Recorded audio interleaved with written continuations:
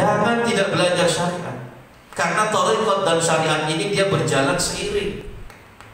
Jangan sampai nanti abah malu gara-gara kita itu, lihat muridnya abah Ano masa sholat seperti itu. Ini mohon maaf ikhwan, ada yang sholatnya sambil makan permen. Ini kejadian ibu-ibu sholat. Umi istri saya di samping, ibu-ibunya di samping dia sholat sambil takbir makan permen.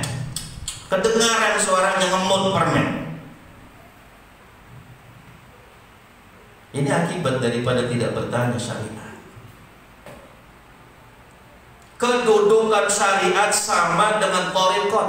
Sebagaimana wajib kita mempelajari ilmu yang membaguskan urusan zahirmu, kata para ulama, seperti itu wajib kalian belajar ilmu pengetahuan bagaimana membaguskan batinmu. Saya pernah dengar penting kita zikir, yang lain nanti bisa sendiri. Saya tanya dengan jamaahnya sudah 20-30 tahun berzikir, Pak, rukun sembahyang ada berapa? Tuh, nggak tahu. Bagaimana sampai sembahyang? Yang sembahyang ini wajib, kok yang tidak bisa? Bagaimana sembahyang yang benar? Sholat Bapak Ibu bukan hanya sekedar melihat lahiriah sampai bisa, tidak harapan. Ada rahasia tersembunyi yang kita tidak tahu, terkecuali fas'alu ahla dzikri, tanya ahlinya. Sesuai dalam Untayan Mutiara, hormati ulama sejaman, itu ulama syariat. Bagian daripada menghormati, ikhwan bertanya kepada mereka.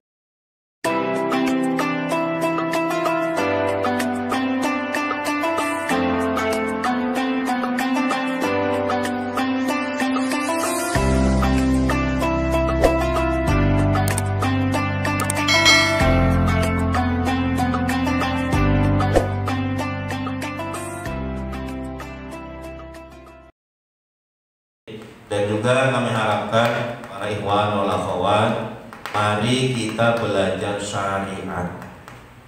Ini di mana-mana sering saya sampaikan. Mari belajar syariat. Jangan sampai nanti abah malu gara-gara kita itu, lihat muridnya abah Ano masa sholat seperti itu. Gara-gara kesalahan kita akhirnya abah disebut orang. Jangan tidak belajar syariat, karena thariqat dan syariat ini dia berjalan seiring. Pas syariat bila thariqat atilah, wa thariqat bila syariat batilah. Faman jama'a bainahuma faqad tahaqqaqa. Syariat tanpa thariqat sia-sia, thariqat tanpa syariat juga sia-sia. Yang menggabungkan antara syariat dan thariqat itulah yang sebenarnya, yang hak. Jadi ikhwan wal akhwat, jangan tidak belajar syariat.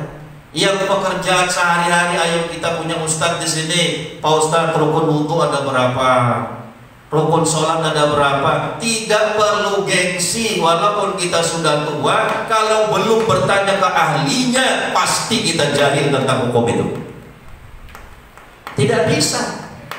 Kalau ada yang mengatakan kita cuma zikir saja, yang lain nanti bisa sendiri, tidak ada dalilnya. Tidak ada dasar. Rasulullah mengatakan an ilmu ta'allum. Kita mengikuti akal dan nafsu apa mengikuti Rasulullah sebagai uswah, teladan, contoh. Ilmu itu didapat, kata Rasulullah, dengan belajar kepada ahlinya. Siapa ahli dulu, kita tidak bisa zikir. Bagaimana mengingat Allah, bagaimana berzikir yang tepat dan benar, laknya dari mana sampai mana, tidak bisa. Padahal kalimatnya pendek. Setelah bertemu belajar dengan Syekh Mursyid, baru oh seperti ini zikir yang tepat dan benar. Oh seperti ini ternyata mengingat Allah. Seperti itu juga kita kias dalam ilmu syariat. Kalau kita belum bertanya kepada ahli syariat, ngerti tidak kita tentang bagaimana cara ibadah syariah yang benar? Ini mohon maaf ikhwan, ada yang sholatnya sambil makan permen. Ini kejadian ibu-ibu sholat. Umi istri saya di samping, ibu-ibunya di samping dia sholat sambil takbir makan permen. kedengaran suaranya ngemut permen. Ini akibat daripada tidak bertanya syariat. Kerusakan syariat ini nanti memperlambat perjalanan thariqah. Karena rusaknya syariat mengotori hati. Hatinya kotor, dibersihkan lagi kolbunya dengan thariqah, bersih, dikotorin lagi. Akhirnya capek bersihin, yang dibersihin tidak bersih-bersih. Itu akhirnya banyak. Kenapa?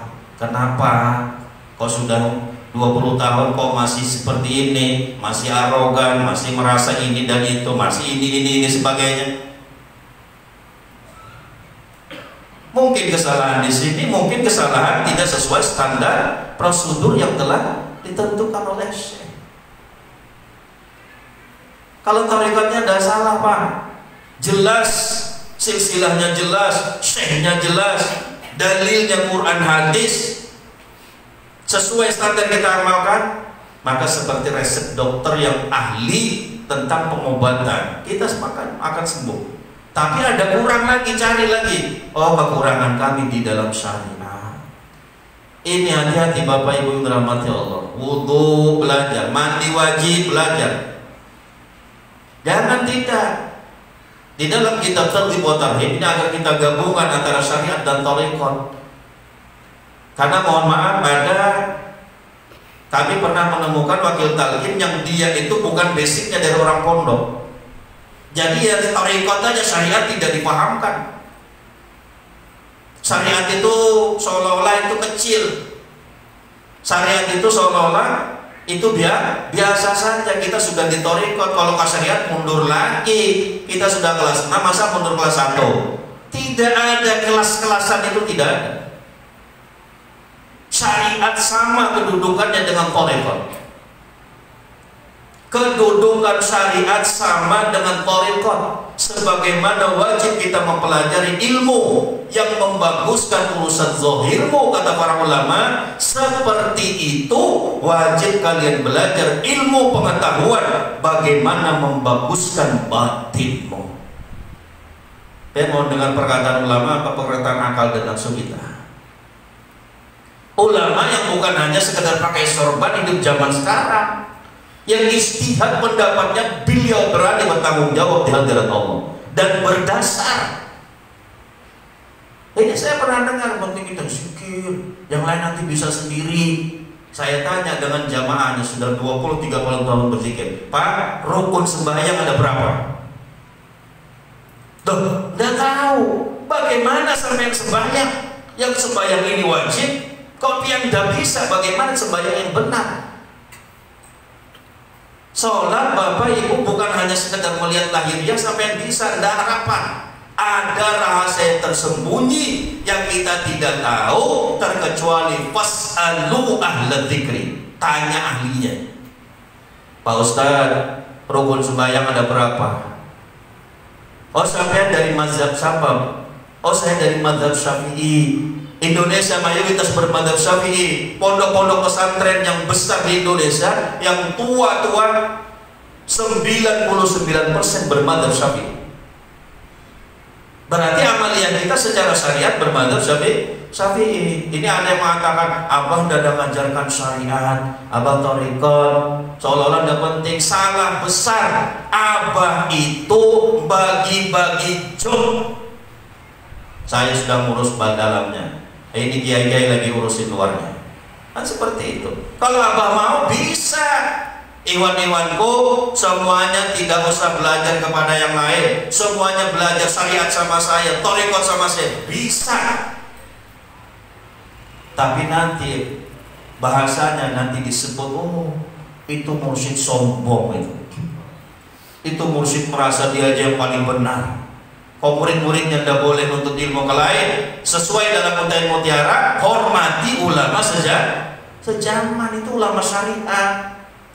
Bagian daripada menghormati, ikhwan bertanya kepada mereka, Pak Ustadz, saya ini murid Abah Ano, ikhwannya Abah Ano, saya belum mengerti, banyak kekurangan syariat. Oh, seperti ini Pak, seperti ini Pak.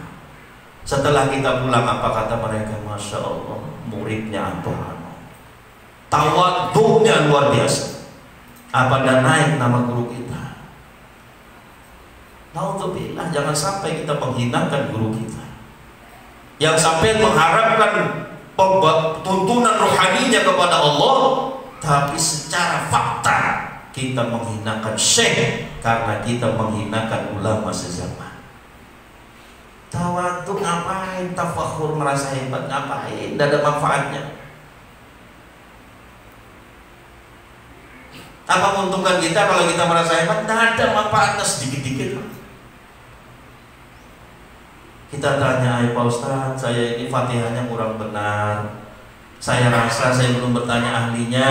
Apalagi ikhwan kita, dai kita, mubalik kita ada di sini.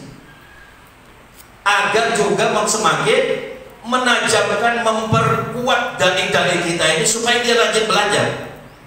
Tanggung jawab ini. Ikhwan salah jangan dibiarkan. Paham? Sampai kau betul seperti itu. Dan ikhwan yang merasa tidak punya ilmu jangan merasa gengsi, diingatkan. Sombong namanya. Karena batalul haqq ibru, menolak kebenaran kata Rasulullah itu sombong. Tahu orang ini benar tapi dia tidak mengakui kebenarannya. Karena ego, karena gengsi. Alhamdulillah. Ini para ikhwan, belajar syariat, belajar.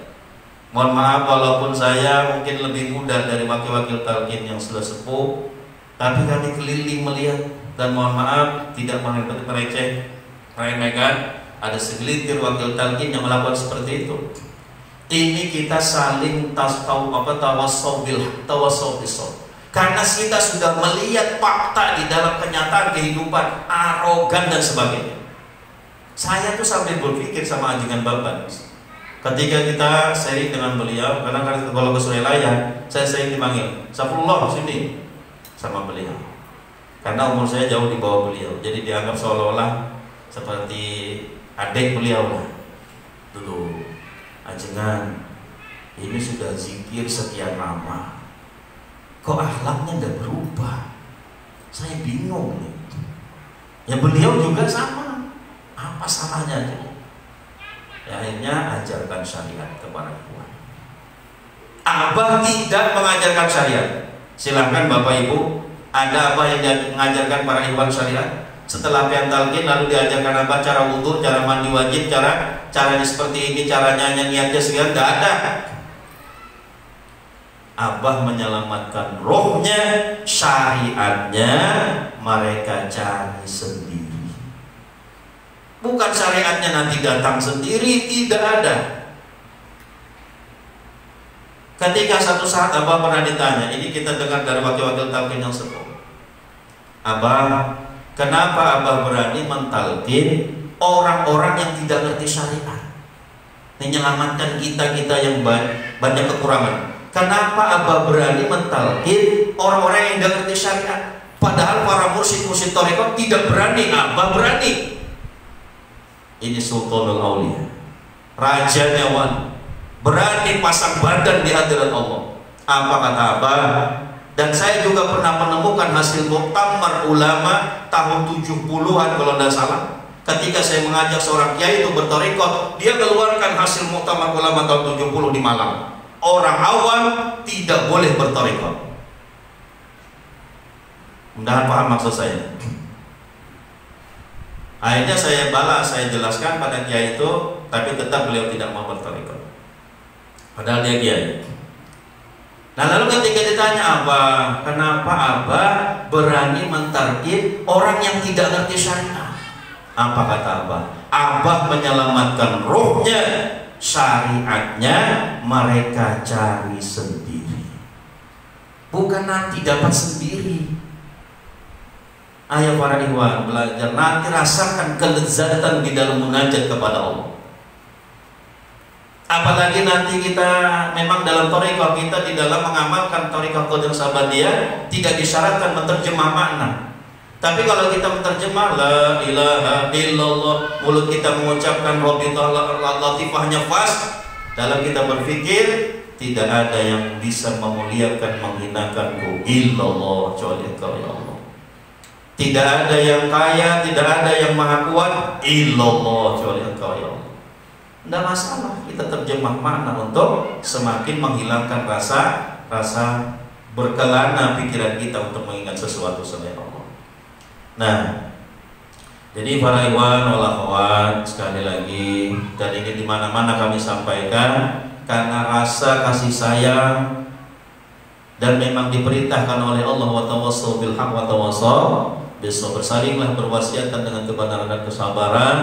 Jadi mari kita belajar hormati ulama sejaman, artinya kita belajar kepada ulama itu untuk apa yang kita tidak ngerti tentang syariat, apalagi kita ikhwan kita, mubalik kita, semuanya banyak yang alim-alim. Nah, jadi kita tidak sulit lagi belajar ke mereka. Kita juga punya kiai, punya ustadz yang bisa memahamkan syariat. Alhamdulillah Mojokerto dan juga kemarin Bali, Kalimantan itu setelah khataman kita jelaskan syariat-syariat yang fardu ain, yang kerjaan setiap hari. Apa yang setiap hari? Wudu, mandi wajib, masalah istinja. Nah, jadi kita jangan dari satu sisi saja kita paham Islam, tapi kita paham dari segala sisi, maka itulah Islam yang sebenarnya. Itu saja mungkin yang dapat kami sampaikan kepada para ikhwan wal akhwat yang ada di Kefri, Kepulauan Riau, Batam. Mudah-mudahan semuanya kompak, saling bahu-membahu, dan mari kita rendahkan diri kita. Tujuan kita tidak ada urusan dunia semata-mata. Di sini kita ingin menjadi khaddamul mursyid, pelayan guru. Semakin kita khidmat, semakin syekh itu peduli kepada orang yang peduli dengan majelis-majelis beliau. Ambil bagian di pondok ini, ambil bagian di majelis ini, dan jangan saling menghiri kepada yang lain, karena nilainya sama di sisi Allah. Tukang sapu sama dengan yang berdalih 100 juta, sama, tidak ada bedanya di sisi Allah. Mudah-mudahan ada manfaatnya. Wallahu a'lam bishawab. Wallahu muwaffiq ila aqwamit thoriq. Wassalamualaikum warahmatullahi wabarakatuh.